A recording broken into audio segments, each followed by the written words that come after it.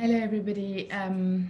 Thank you so much for being here. This is the digital press conference organized on behalf of Amen Healthcare and Empowerment Foundation.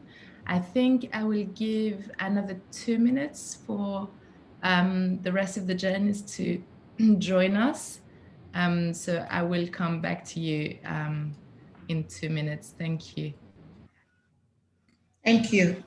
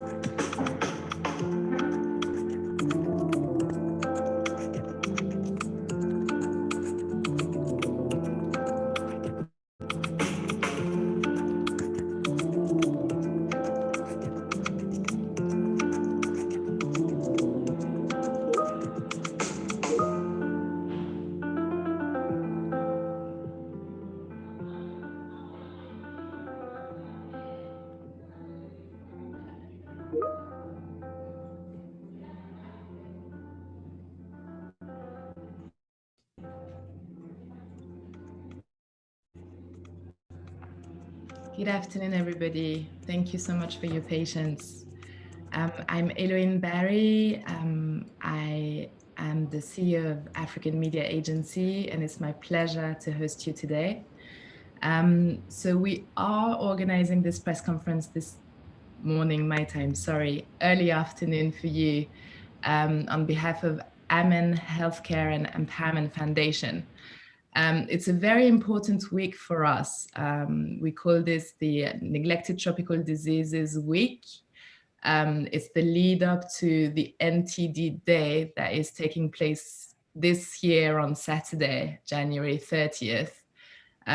So it is a way and a week for us to make sure that we bring awareness on these issues at a global scale, but also on a community scale, which is why having this press conference today is so important to us. So I want to thank you all for joining us, because I know that your time is very coveted.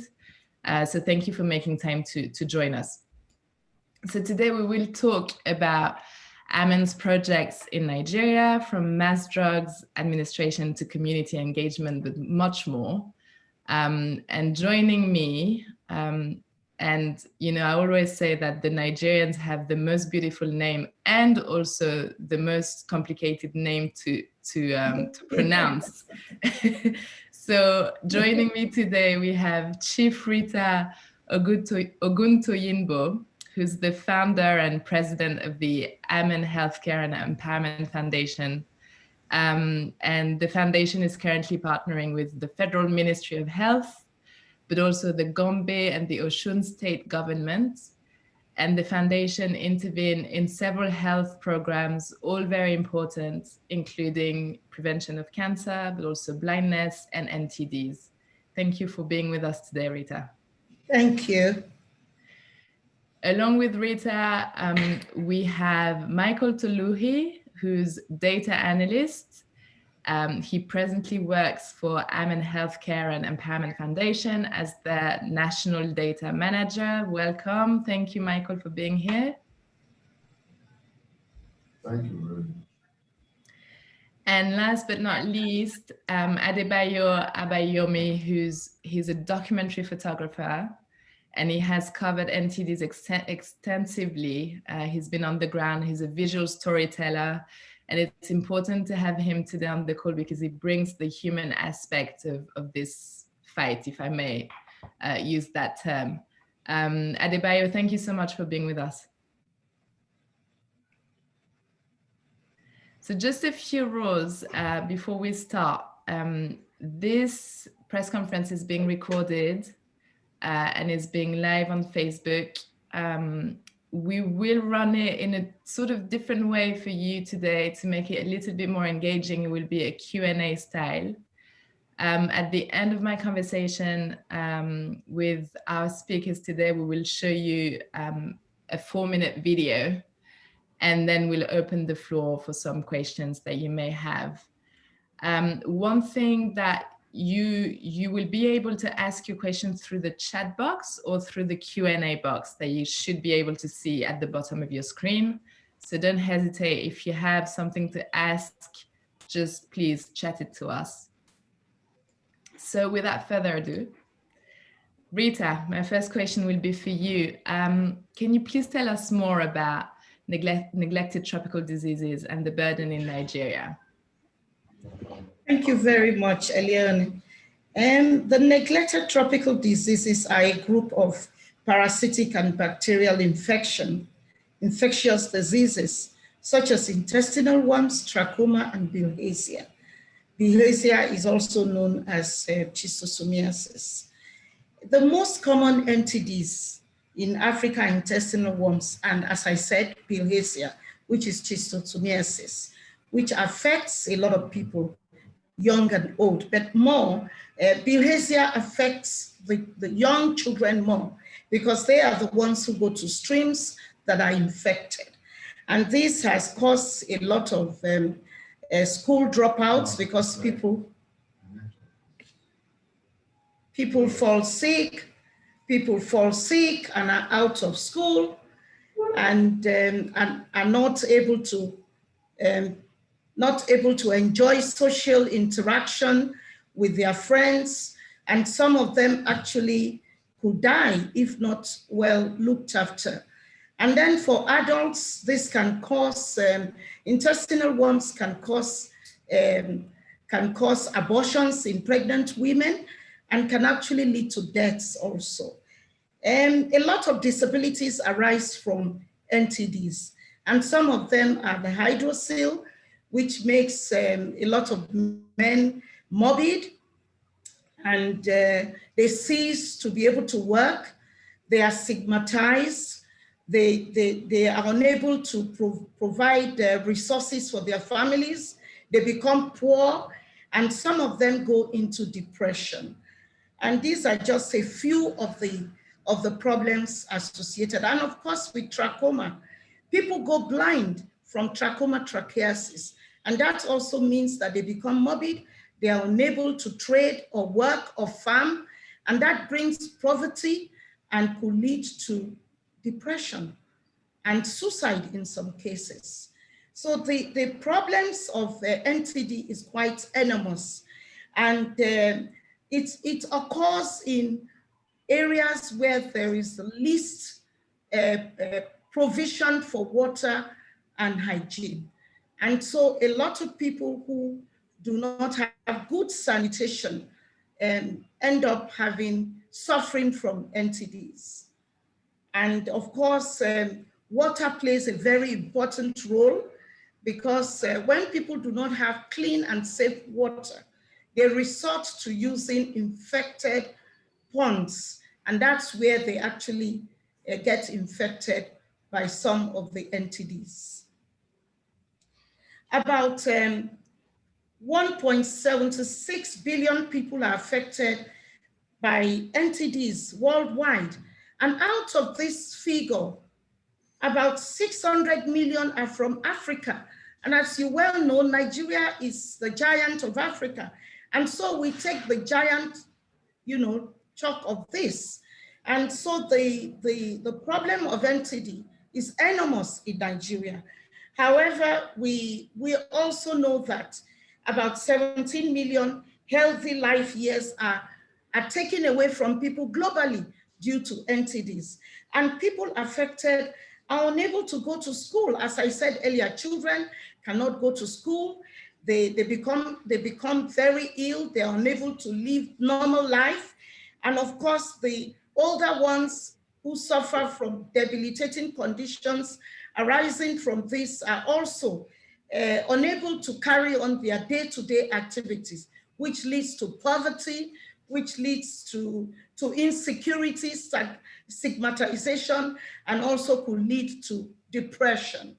And of this huge number, we know that about 134 million people in Nigeria need one NTD or the other treatment. And so it's a big task that we have on our hands, which calls for collaboration, integration, and synergy. Thank you. And I think while we were preparing for this press conference, this is what we were discussing, is Nigeria being such a large country, the numbers are huge. So as you were saying, the task is enormous. Thank you very much, Rita. Michael, I'm turning to you on this same. Would you like to share something to add on to what Rita just talked about in terms of the burden of NTDs in Nigeria? Anything from your experience that you would like to share with us? Okay, thank you very much, Barry. Like Chief Rita has earlier, we know because of the burden of NTDs, a lot of people have been, it has shut them out from going to their daily activities and getting to be productive. Like we have a story of a lady in Osun State. While we were there, she already had a huge filarial load in her system. Her body was already displaying the leopard skin kind of pigmentation.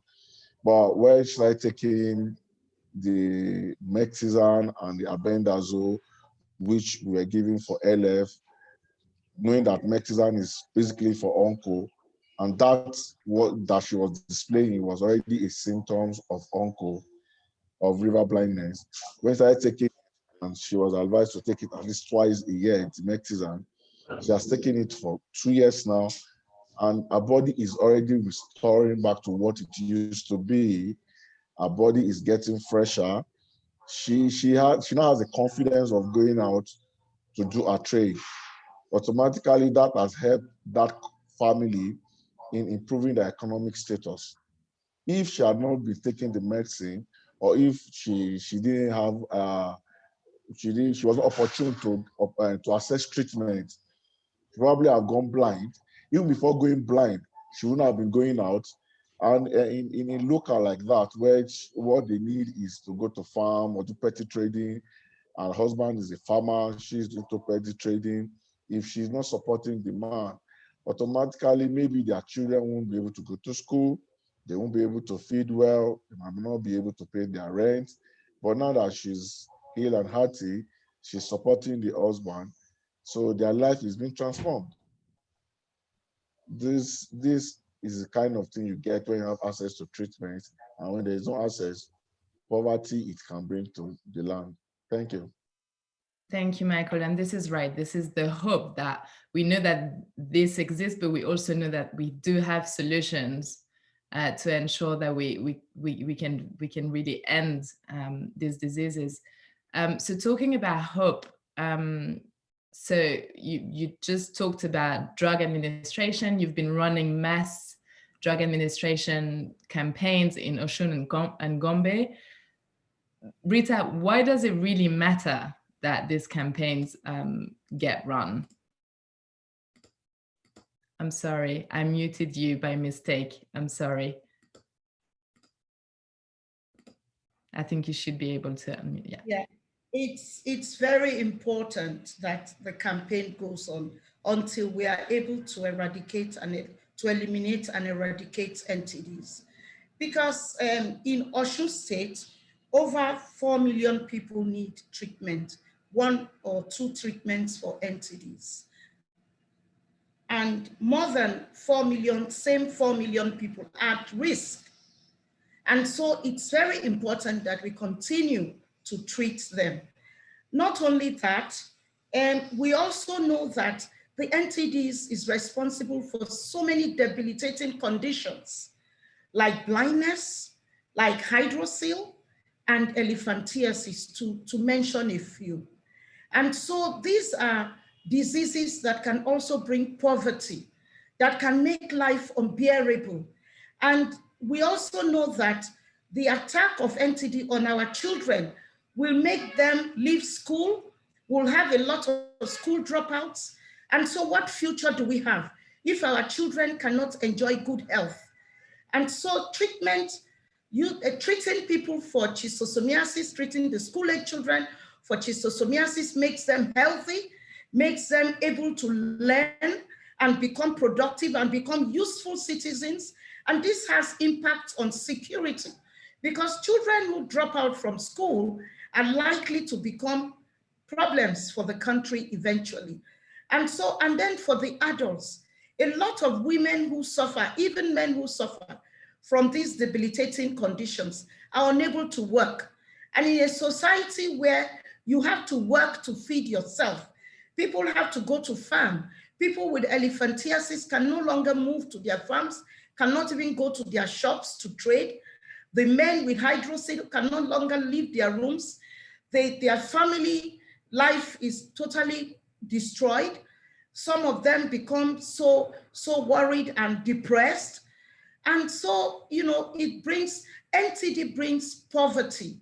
And the only way to ensure that the people in the country are useful to themselves and the country is for us to continue to treat and ensure that they are well and able to go about their normal and productive activities. And so for NTD is very crucial for the elimination of not just NTDs, but other diseases that may be related, because we know we are treating for onco, LF, and so many others, but people have attested to the fact that even other ailments have disappeared when they started taking NTD medicines. And so it is very important that we continue to treat in order to have a very healthy and happy families and communities and a country. I agree. The foundation of a country is to have healthy people. We can't be talking about development or economic growth if our people are not in good health, right? Yeah.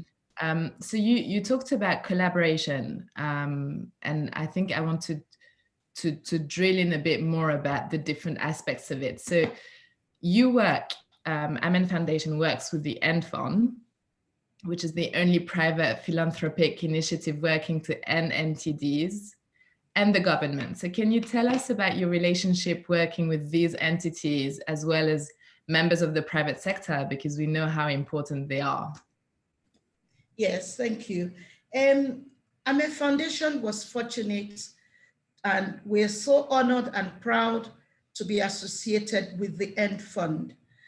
The End Fund has made it possible for us to provide NTD medicines for 2 states, Gombe and Osun State. And as we speak, from 2015 to date, more than 10 million people have received treatments. We have given more than 10 million treatments in Gombe State. And we have administered over 9 million treatments in Osun State. I mean, you can see that, and Osun State is just from 2018.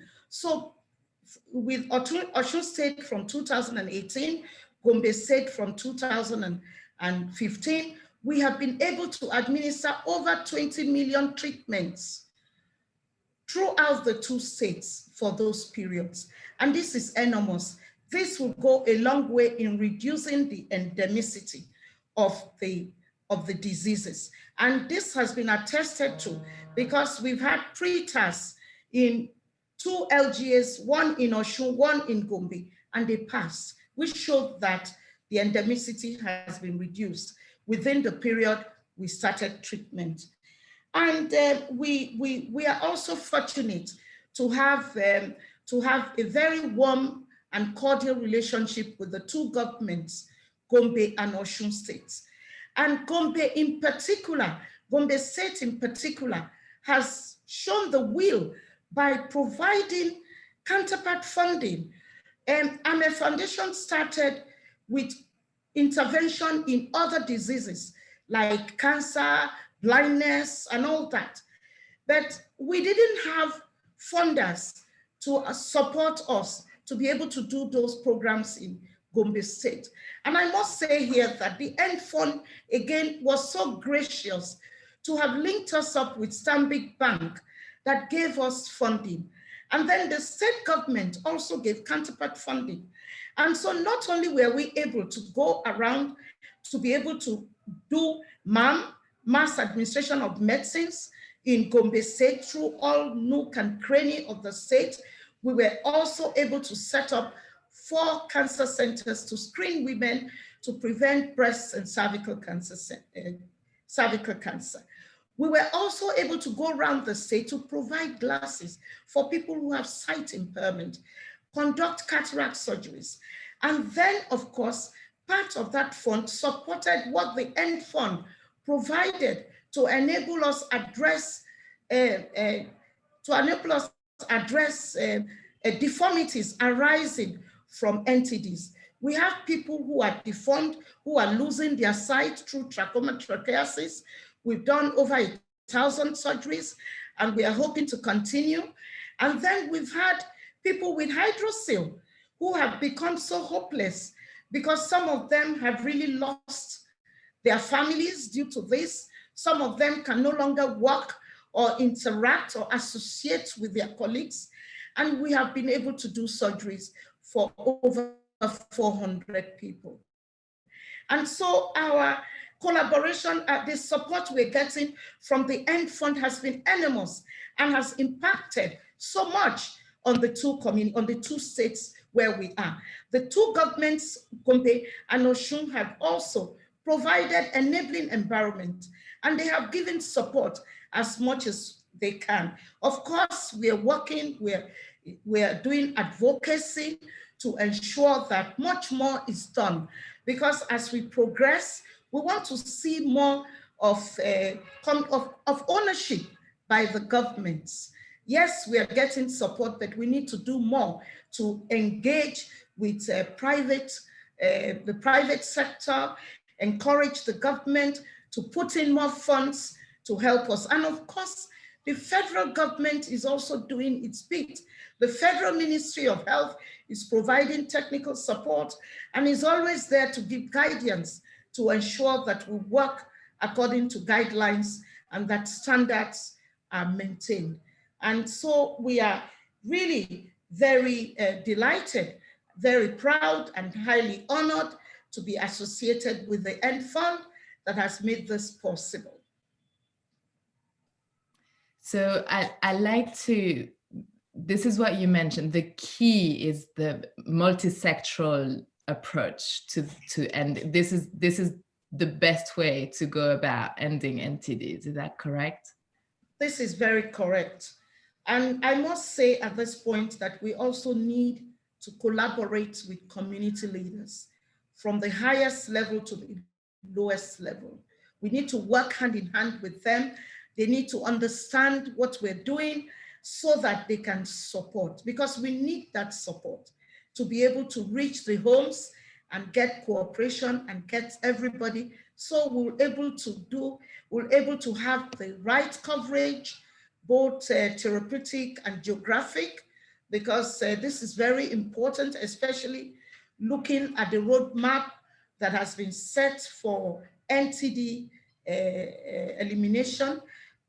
By 2030, the roadmap for progress for NTD and the elimination of some of the diseases.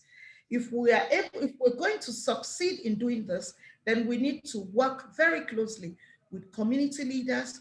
We need to also interact with the community themselves, the people, the general public. I believe this is how we can make a lot of progress and be able to attain the targets that has been set for NTD in 2030. Thank you so much. I want to pose my question because we just received a question in the chat box from Aliyu Bapayo, who's asking that, so she's the focal person from BP and TBCO, and the question, it's quite specific and you might not be able to answer, but I think it's a good bridge onto what we want to discuss next. She's asking, when are we expected to have eliminated NTDs in Nigeria? What do you think the outlook, Yes, it's difficult to say at this point because the treatment started at various times in various states. As we speak, there are still some states that do not have full sponsorship for treatment across the state. And we all know that unless every state attains elimination, we cannot eradicate. And so we will all continue to work hard and ensure that we are able to do our bit so that we can eliminate as soon as possible. I think what we should do is look at the roadmap, the NTD roadmap, and look at what has been set as, targets for us and see how we can work towards that. I'm sure that if we all make effort, we will be able to do it. The state has a role, federal has a role, the private sector has a role, community leaders have a role. So if we all play our part, then attaining elimination and eradication will be very closer than we think. Thank you. I want to turn to Adebayo now because you're bringing a different view or different pair of eyes to this. Can you tell us? Obviously, it's important to invest in this. We understand why, but can you please talk about maybe some experience that you've been having on the ground, something that was very striking in the communities that you met, covering the NTD burden? Thank you very much. It, like I said earlier, it is very important to invest in NTDs and also the MAM campaign, that's the Mass Administration of Medicine, as Rita and Larry has said. And it's very, very important to invest in it at the early stage while the children are growing up, because the earlier the investment, the better it is for the children.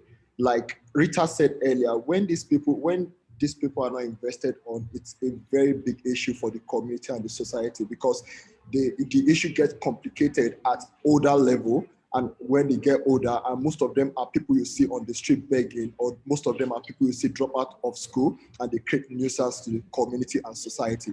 But with this, with the understanding of NTDs, Mass Administration of Medicine, it actually makes the children healthy and it makes them live their dream. Like, seeing while we're doing the campaign in Osun, like most of the children were at the farm helping their parents. Some were at home frying gari, frying cassava for their parents, and some were also on their way to school. Now, the testimony and the good part of the Mass Administration of Medicine is that some of them that had complications before the Mass Administration of Medicine began, some of them, the complications are finally gone. And it's good it's fought at the early stage. Now, we had, like Larry could testify to the fact that we had children that couldn't go to school. Like, we had a twin. When I was documenting, there was this twin that their mother was complaining that they couldn't go to school because of the intestinal worm. But since Ahmed Foundation started the distribution of the medicine, most of them go to school and they live good lives. Now, we have people that after they used the albendazole and mectizan, they had to stool and the worms was much, like it was very, very much. So when it's fought at the early stage, it actually make them live an healthy life, and they also live their dreams, and they are also able to help their parents, and also they are useful for the community and the society as whole. Thank you very much. Thank you so much. Michael, in terms of school, and I know, we understand the importance of having children in school, and it's funny how it took a pandemic to realize how important it is that children go to school. And when we talk about neglected tropical diseases, everything is neglected. We neglect our children, we neglect the disease itself, and all of a sudden COVID you know, shed some light on some of the issues that these people have been facing for years, and nobody really cares until it's my own kid who actually can't go to school. So in terms, Michael, do you have some figures that you can give us, or things to illustrate how, you know, treating these children help them remain in school? Something that you can illustrate for us, please? Yeah, yes, thank you. Like Shifita has spoken and Bayo said, you see, when children have this intestinal worm, it causes malnutrition. One, when they eat, it does not make, it cannot be of beneficiary to their system. They are not, they look as if they are not well fed. They lack concentration. If they are stooling blood, which is schistosomiasis, they are scared to even go out or to go to school, and it affects their health generally. But because of the intervention, and we know that by this are like 25% of school-age children in Nigeria, this is affecting. And with this intervention, with the NTD medicine intervention, MAM intervention, people now normally letting it be neglected again, because it's not as neglected again as it used to be, because there's already intervention. So it's not neglected. It's not as neglected as it used to be. These people are being brought out of the shadow. They are now useful to themselves, and at large, they end up being useful to the society, because they are being trained, they can go to school, they can learn, even if they are learning trade. Let's say they're not even taking the formal education. Let's talk about the informal education. They cannot go out for their informal education and be useful. So we are now saying that 25% of absenteeism, which we get from children not being well to go to school because of NTD, has now been eradicated, or is now being controlled. Looking forward to it being eradicated finally. Thank you. 25%, that's a big number. Thank you so much. In terms of, you know, many people would say, okay, what can we do to prevent NTDs, you know? What do we have, like it's a guideline to preventing it? I think this question is for you, Rita. Of course, NTDs are preventable. And the first thing we need to do is ensure that we have safe, clean and safe water for everyone, because we found that unclean and unsafe water is responsible for most of the NTDs. Then the second thing is to ensure that we maintain good sanitation. People should prevent their children from defecating all around in open places. I think that will go a long way. And not only that, we should ensure that we take the NTD medicines as prescribed. If in some cases they are to be taken once a year, in other cases, depending on the endemicity, they will be taken twice a year. But if we do that, and if government on its part can ensure that they can make clean and safe water available in every community, I think we will go a long way in reducing the NTDs. Because again, in all the NTDs, water has a big role to play. It's either that the vector, develops or is incubated in bad or unclean water, or people are drinking unsafe water. And this water, I believe, is a main issue that we all need to tackle. Ensure that people have clean and safe water, and ensure that people take the prescribed NTD medicines as and when due. And if we're able to do this, I think we'll continue to prevent NTDs and we'll be able to bring it to a stop.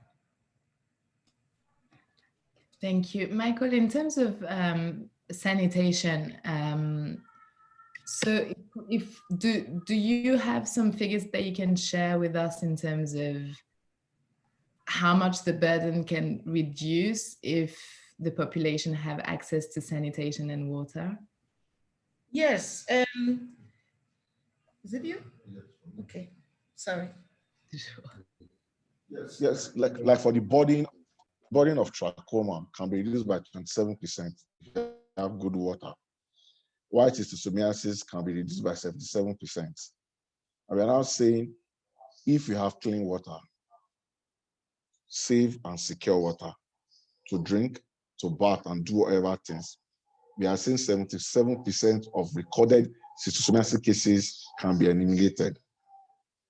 That means our children or few adults at risk will not have to stool or pee blood.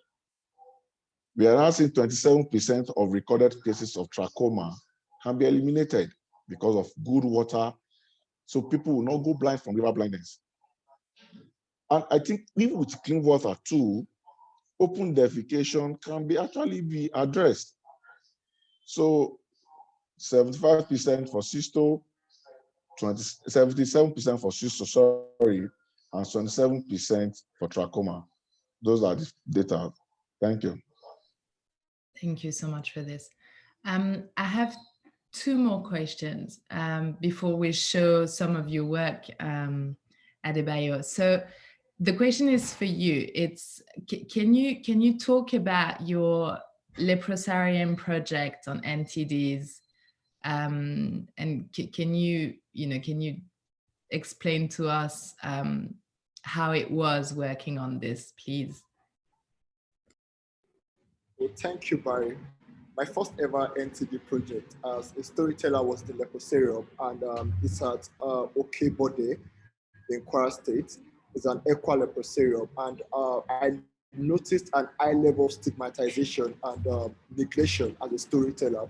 But when you look at the two communities that were covered during the MAM campaign, which are Okebode, it's so interesting, and involvement of everybody in the community was a very encouraging one while the campaign was going on, ranging from the community chief to the community health workers to the community health volunteers to the youth and children.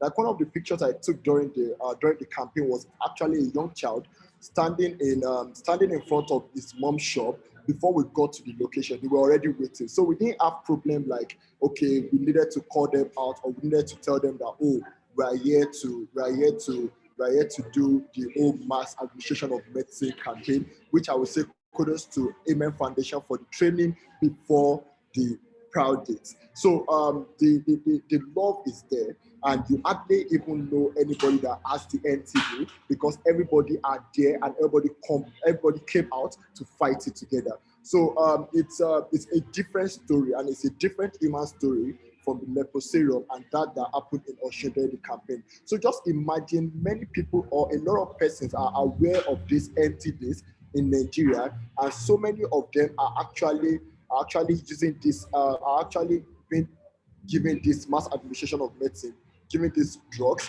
during the campaign. That means everybody will have it at the back of their mind that, okay, there's something like NTD and the love will be there to fight it together. So people that actually know it from probably the story of probably leprosarium or probably some other NTDs that actually hide and don't come out, they'll be able to come out and know that, okay, it's nothing I should be shy away from, but it's something that I should share with every other person. And also, it's also very important that the involvement of the community leaders too are on during the campaign, because it actually gives us more accessibility to the community while telling the story, because they feel safe when the story is being told. Thank you very much. Thank you. The last question I have before we show the video is for you, Rita. So let's say I'm listening to this. How can people be more involved in the work to end these diseases? Oh, thank you, Elian. Yes, and we need to get people more involved. What we are doing in AME Foundation is that we pay a lot of attention and importance to advocacy. because people cannot know what you're doing unless you sit with them and tell them what it's all about. So we have forums where we meet with the most senior obas or emirs, and we meet them in council when they are with their chiefs or with their district heads, and we tell them, we share posters, we share information on what the diseases are all about, the symptoms, and what the treatments will do for them. And so that way we are able to get them to work with us, and then they take the information down the line. We also work with representatives of the communities who have been nominated to, they're like rights groups that have been nominated by the communities to represent them. And then we engage with them also because they know everybody from house to house, and they are able to understand and communicate with the people generally. And not only that, we also look at innovative ways of doing things, because we know that in some cases, people have traditional beliefs or some myths that prevent them from wanting to accept medicines when it's for their good, but they just have some beliefs. So what we do is try and work with them. We provide them with the care they need to let them see that we are coming as friends. And this is where the other programs we do come in handy. When we go and tell them we're going to give you glasses, everybody's so excited. Everyone wants glasses for fashion or for the need. And so we are able to get their confidence, their friendship. And then we've also added a few programs. We do empowerment program where we go into communities and we train people to learn skills, simple skills that can help them to become very productive. And this is very exciting because even in the North, where people believe that a lot of women don't like to come out, we've seen them come out in hundreds, and they are excited and happy. And then at such forum, we talk to them about the NTDs. And those who didn't know or who have not accessed it are able to, inform us, and then we track them, and then we ensure that we're able to reach them. And so I think that, we will continue to look at the roadmap, the new roadmap, and also look at other innovative ways of doing things. I totally agree that there has to be synergy, there has to be collaboration with other programs, with other partners that are relevant. I agree that we need to work more with other programs that have been there because they have a lot of experience, like the polio program, like the malaria program and nutrition program. We have a lot to gain. And incidentally, most of these programs are domiciled in the same department. It's the same primary health care. So we can actually sit down and begin to look at how best we can harness our efforts and be able to do much more with less, less resources. And then, of course, we are also looking at other ways of being able to capture what is happening. Because you send the CDDs out, you have no way of knowing that they actually reach every household, except you go after them during monitoring and supervision.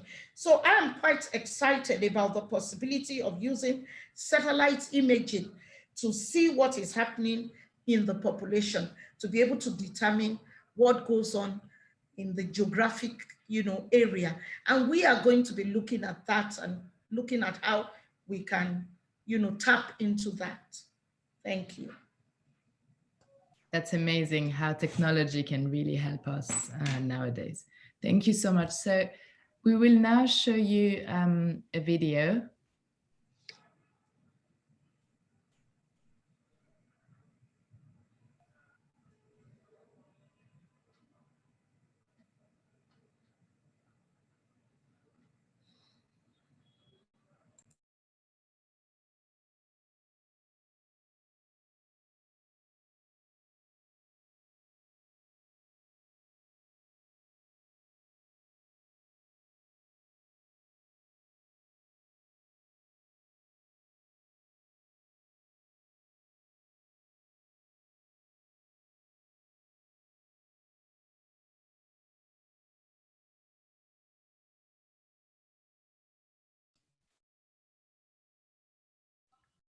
There's a little slight delay, but it should show soon.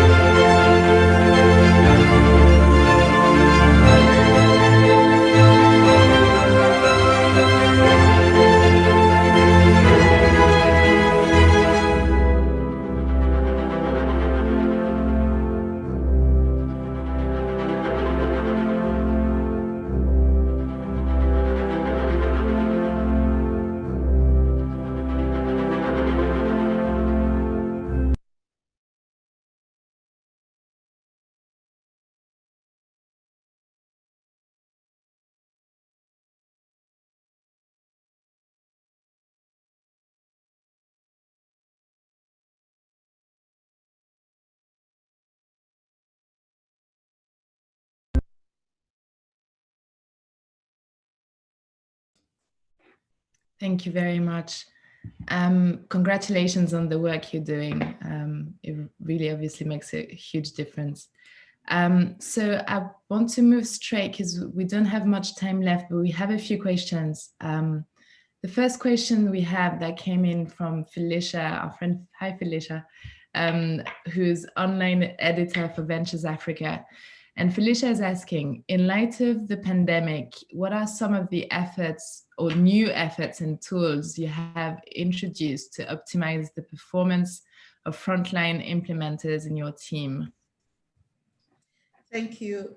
What we have done is to adhere strictly to all the protocols, the COVID protocols. And you will see for the programs that were done during COVID, we ensure that the frontline medical team have their face mask, that they observe social distancing, and that they also have sanitizers, water and soap to have regular hand washing. And I think those are the major things that COVID-19 has asked all of us to do, and more so the health workers. And we're very serious about that. We encourage them and we make provisions for all that. Thank you very much.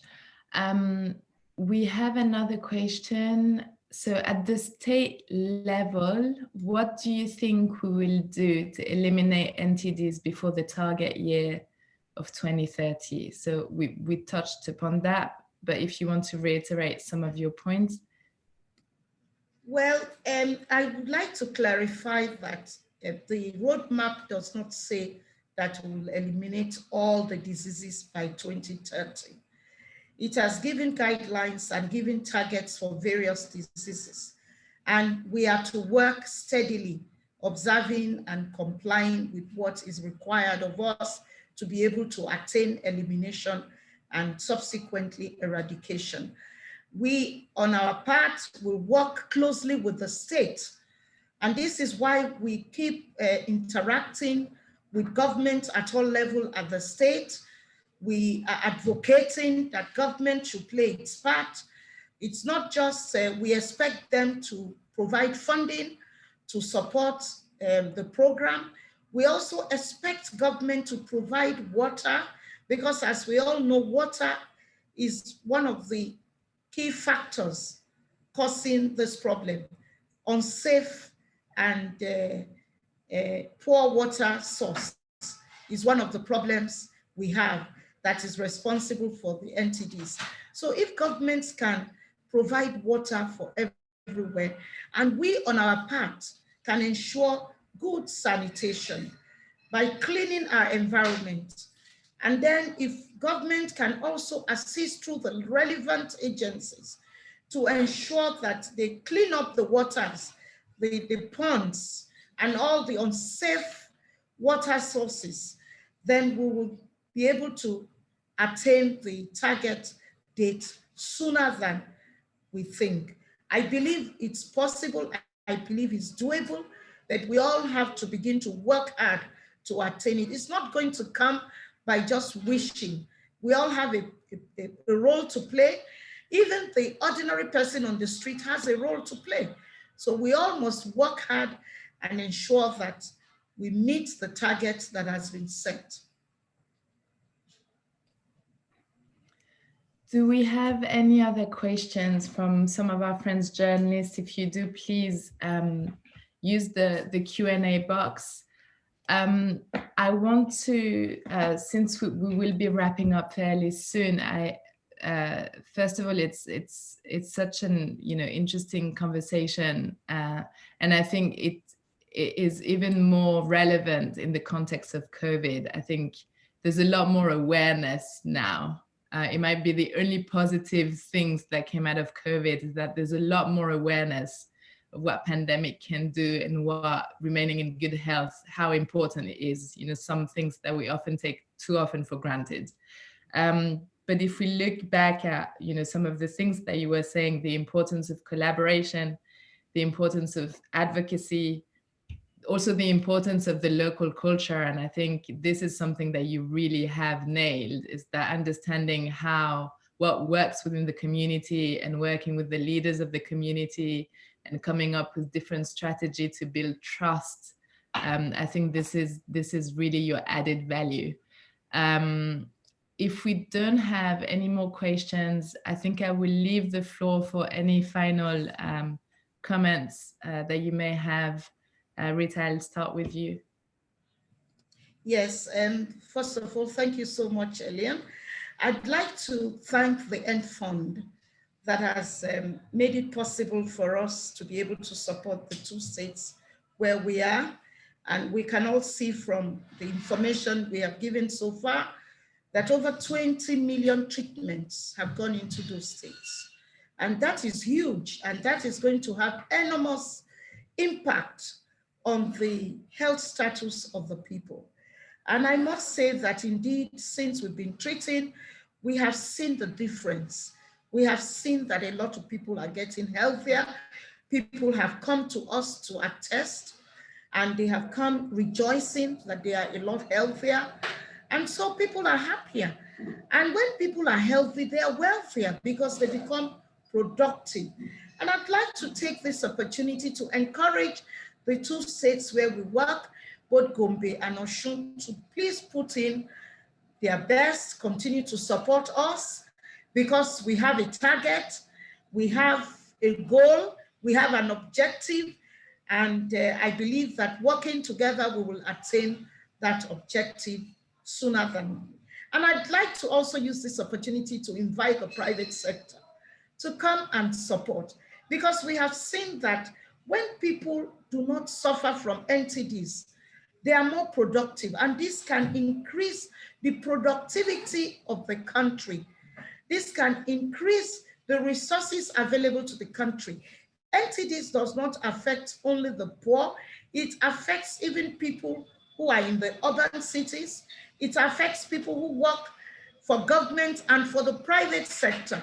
I think the private sector understands that even some of their staff and their children may be affected by the NTDs, then they would consider supporting the program at all levels, because together we can fight it. But if we're working in silos and government says, oh, this is, and the private sector says, oh, this is nothing to do with us, then it will take a longer time. But if we all come together and work together and chip in whatever is available, then we will attain elimination and eradication sooner than we all think. Amen. Thank you so much for spending this time with us and for this very informative conversation. We wish you all the best, and we hope to see you soon. Dear friends, journalists, thank you for attending today. We will share with you the recording as soon as it's ready, and some of the key messages and figures that we discussed today. Rita, take care. Stay safe. Thank you so much. Thank you. Adebayo, thank you very much. Bye, Michael. Bye, everybody. Bye.